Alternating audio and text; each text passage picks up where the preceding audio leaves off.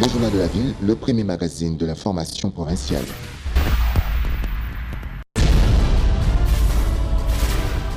Tout de suite, le journal.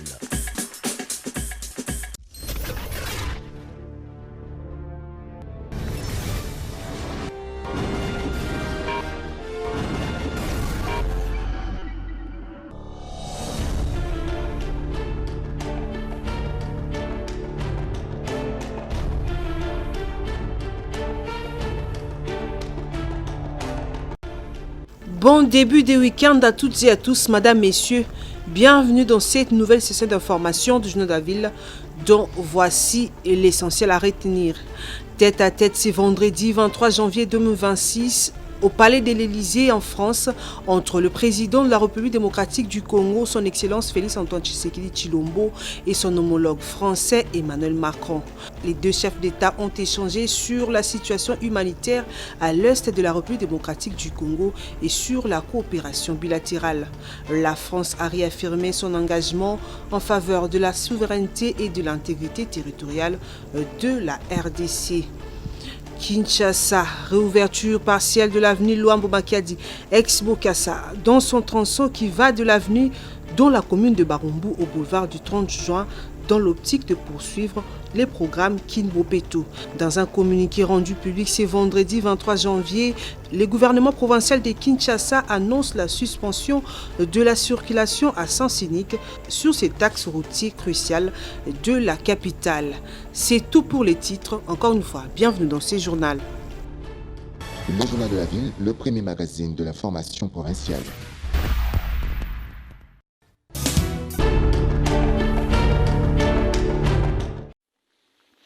Intense activité du président de la République Félix-Antoine Tshisekedi Tshilombo à Davos, en Suisse, à marge de la 56e édition du Forum économique mondial. Le chef de l'État a eu des entretiens avec Sa Majesté le roi de Belge et le ministre des Affaires étrangères de la Belgique, Maxime Prévost. La rencontre s'inscrit dans le cadre du renforcement de relations bilatérales séculaires, d'amitié et de coopération entre la République démocratique du Congo et la Belgique. Le président de la République a aussi eu des entretiens avec Sultan Ahmed bin Sulayem, président directeur général de DP World, l'un des plus grands opérateurs portuaires du monde. Les investissements stratégiques de cette multinationale dans la digitalisation et la logistique multimodale en RDC étaient au menu de leur entretien. Abdullah Al-Moussaïbe, président de la Banque arabe de développement économique en Afrique, a été aussi reçu par le président de la République Félix-Antoine Tshisekedi Tshilombo. La BADA est une institution financière et technique entre les pays arabes et africains créée pour incarner la solidarité afro-arabe sur une base d'égalité et d'amitié. L'entretien a porté sur les possibilités de développement des chaînes de valeur agricoles et industrielles s'appuyant sur des ressources naturelles de la RDC et en s'adaptant aux besoins spécifiques du pays. Le président de la République Félix-Antoine Tshisekedi Tshilombo a aussi prêté une oreille attentive au directeur général de l'Agence internationale de l'énergie atomique, venu présenter un ambitieux projet technologique et le financement d'un projet hospitalier en RDC. En Suisse, le président de la République Félix-Antoine Tshisekedi Tshilombo s'est aussi entretenu avec le président Isaac Herzog de l'État d'Israël. Le chef de l'État israélien avait effectué une visite historique à Kinshasa au mois de novembre dernier. Le raffermissement de relations bilatérales entre la RDC et Israël était au cœur de leurs échanges. La Suisse, pays hôte du Forum de Davos, n'a pas manqué à l'agenda des audiences du chef de l'État qui a eu des entretiens avec le vice-président du Conseil fédéral sur l'excellence des relations bilatérales entre la RDC et la Suisse. Le positionnement de la République démocratique du Congo dans les grands enjeux mondiaux, c'est le moins que l'on puisse dire de toutes ces audiences accordées par le président de la République à Davos, à marge du Forum économique mondial. Aucun salon international ne se tiendra désormais sans la voix de la RDC, dont l'ambition est de façonner l'avenir de la planète en tant que pays solution, a souligné le président de la République.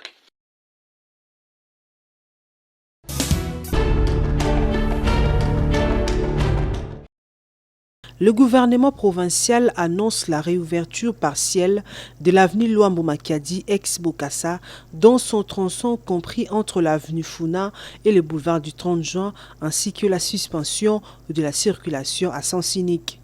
Désormais bétonné, cette artère stratégique va contribuer de manière significative au désengorgement de la circulation dans cette partie de la ville, notamment pour l'accès à la zone commerciale. Cette réalisation s'inscrit dans le cadre du programme Kinshasa Izubunga du gouverneur de la ville Daniel Bumba et s'aligne sur la vision du président de la République, son Excellence Félix-Antoine Tshisekedi Tshilombo, visant à doter Kinshasa de routes durables afin de résoudre les déficits de voirie et de mettre fin aux embouteillages. À cette occasion, l'hôtel de ville met en garde contre l'implantation de marchés pirates le long de cette artère stratégique.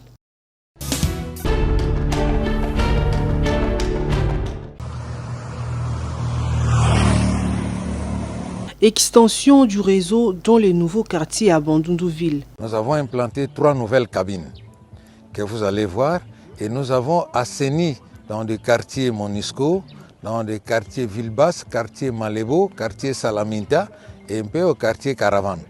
Donc on a fait en tout cas, actuellement dans le réseau basse tension, c'est plus de 5000 mètres déjà assainis. On va continuer l'opération. Et les autres câbles nous serviront à faire les extensions pour les nouvelles cabines afin d'atteindre la population non encore. La volonté affirmée de la Société nationale d'électricité SNEL SA d'étendre et rendre performant son réseau à travers le pays s'y matérialise au jour le jour. Pour l'illustrer, la ville de Bandundu peut être citée en modèle parmi tant d'autres. En effet, sous le leadership de son top manager, le professeur Teddy Luamba Mouba, la ville de Bandundu connaît une extension exponentielle de la desserte en courant électrique. Grâce à l'assainissement de son réseau, le remplacement des câbles basse et moyenne tension, la pose de protection, l'aménagement de la nouvelle station, la direction provinciale des SNEL Bandundu est en passe de relever les défis de l'extension de la ville. Face aux défis de l'agrandissement du chef-lieu de la province, la direction provinciale Bandundu vient d'installer 3 nouvelles cabines, à savoir une au quartier Trois-Rivières, une autre dans le quartier Izetem et la dernière au quartier Salongo. Au même moment, des nouvelles lignes moyenne tension sont tirées pour alimenter ces nouvelles cabines appelées à desservir des nouveaux quartiers dans la périphérie de la ville. Ainsi donc, la ville de Bandundu n'attendrait que la visite de l'autorité de la SNEL afin de procéder au lancement de ces 3 nouvelles cabines à Bandundu-Ville, ce qui va porter à 38 le nombre de cabines à Bandundu. Entre-temps, des nouvelles réverbères sont plantées afin d'étendre l'éclairage public, étendre les réseaux et veiller à la préservation de l'outil de travail pour une desserte de qualité. La SNEL Bandundu se donne le moyen de ses ambitions. À ce jour, elle a mis sur pied un atelier de réparation de transformateurs et autres outils à l'emplacement de l'ancienne brasserie Sobraband. Avec cet atelier, plus question de ramener les transformateurs variés à Kinshasa. Tout est réparé sur place, c'est-à-dire démontage, détection de panne, isolation des fils, rebobinage, remontage, traitement contre l'humidité et remise en service de ces transformateurs. En est-il de la qualité de matériel réparé à Bandundu? Prosper Bakoukou et Bom Bombo répondent. L'avènement du professeur docteur ingénieur Teddy Luamba est un événement qui nous pousse à croire que le Congo est un pays d'avenir, le Congo est un pays solution. Vous comprenez que cette province a, à un moment donné, été négligée parce qu'elle ne représentait presque rien. Mais aujourd'hui, on y trouve une SNEL debout, une SNEL présente et une SNEL active, sous l'impulsion de notre DG qui a donné des orientations claires à la direction provinciale et la vision du chef. Vous avez vu que le social de la population à Bandundu est en train d'être mise en exergue et la population est très contente. Avec un réseau viable, une desserte stable, la capacité de réparer le développement du circuit électrique à travers la ville devient aisée. Le tout porté par la vision et volonté de son directeur général, le professeur Teddy Luamba Mouba.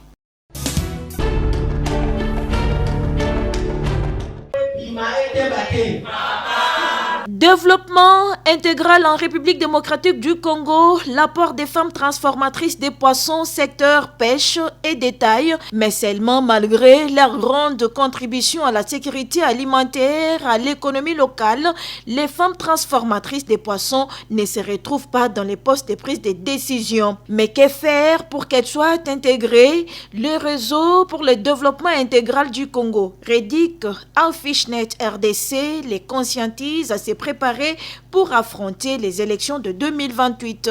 D'où cet atelier organisé ce jeudi 22 janvier 2026 en leur faveur pour un leadership efficace, la confiance en soi et à la participation politique et électorale, et c'est dans le cadre du projet Chilid, issu du programme IFES Ndeke. Cadre choisi, Salmilnok, Kinkole, commune d'Elancélé.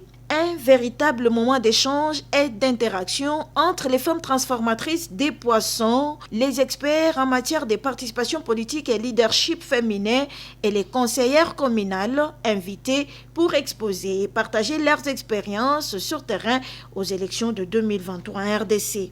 Les femmes transformatrices des poissons de la commune de Lancélé remercient le REDIC pour ce réveil à leur participation politique. Cet atelier a été pour nous un espace précieux d'apprentissage, de partage d'expériences et de prise de conscience. Il nous a permis de mieux comprendre notre responsabilité de leadership, de renforcer notre confiance en soi-même et de réaliser que notre voix compte aussi. Le REDIC reçoit également la bénédiction et encouragement des chefs coutumiers de la commune de Lancélé.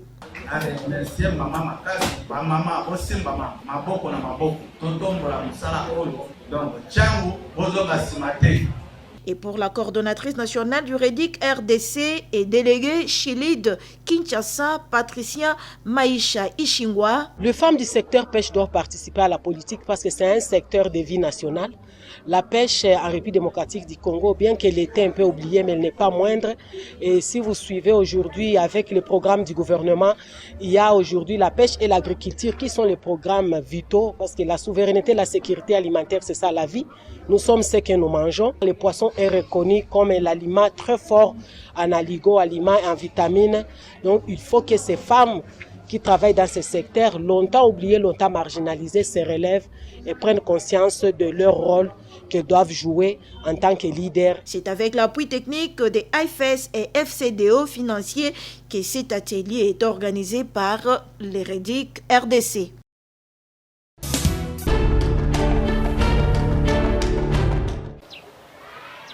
Des parcelles disparues, maisons écroulées, écoles et églises en danger, telles sont les images tristes qui reflètent les quartiers Mitendi et Kimvula dans la commune de Mongafula, menacés par plusieurs têtes d'érosion.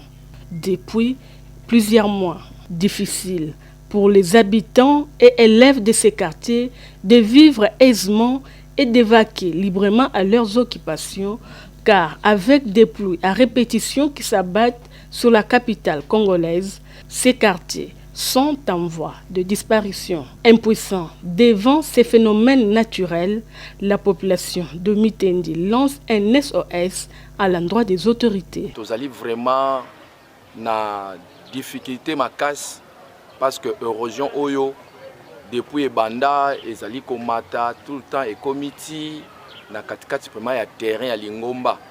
Donc même moyen to sala misala mususu ezali te. École tozali na yango bana bazokotanga na difficulté pour être érosion. Déjà c'est ekoti. Moyen bana batanga malamu ezali te. Donc bazoko se plaindre bana bazali ko se plaindre ba parents bazali ko se plaindre parce que po batinda bana na bekolo eza musika ezali passe. Mais lokola école ezali na kati ya quartier awa bazali na facilité bana ya kotanga malamu.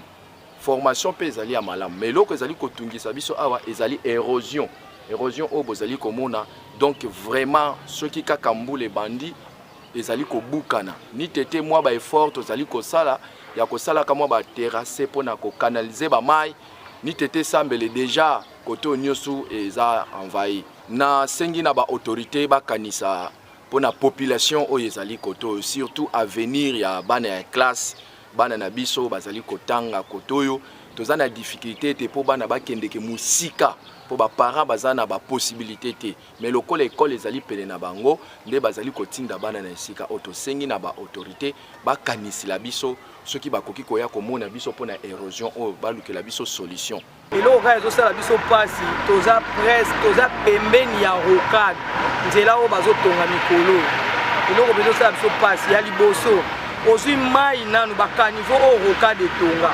bakanivo na bango mai na bango ekitaka boye yango nde moto ezobuka mpena bamapango oyo nyonso bomoni ezokendekende awa bandako na biso komi na risque na érosion oyo baya en tout cas franchement soki nalobi ezaka mpona koloba mais to soki tolembi na biso koloba baya bapesa bapromesse basali banini baya na bamikonzi te non bakoya kotonga bakoya kokunda érosion donc jusque là tozotala bango kaka mais kala te érosion kobima na makadame tokoyeba te bango bazotonga nzela bakolekila wapi donc jusque là inquiétude na biso kaka yango wana baya ne fiske kokundela biso érosion mpona kobatela bamapango oyo etikali mpo eza na bato mingi balongolongo bomoni bandako ndenge ebukani eza na bato mosusu balongolongo bazobanga pourquoi parce que bazomonaki bamapango na bango ekei. Désormais, les yeux des habitants de Mitendi, Kimvola, restent tournés vers les autorités tout en espérant une aide en urgence.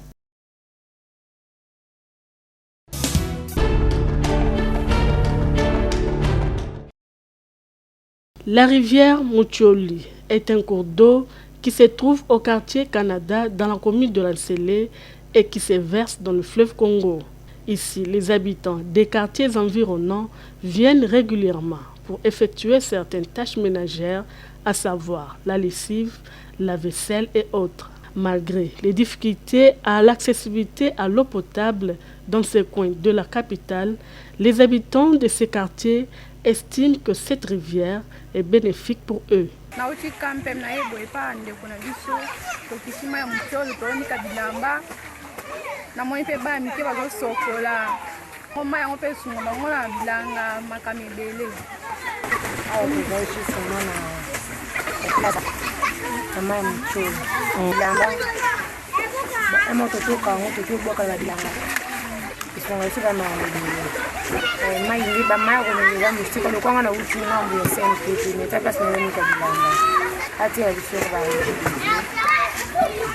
La plupart des femmes de cette partie de la ville passent toute une journée dans cette rivière car après la lessive, il faudra attendre que les habits sèchent et pendant ce temps, les enfants, quant à eux, en profitent pour se baigner.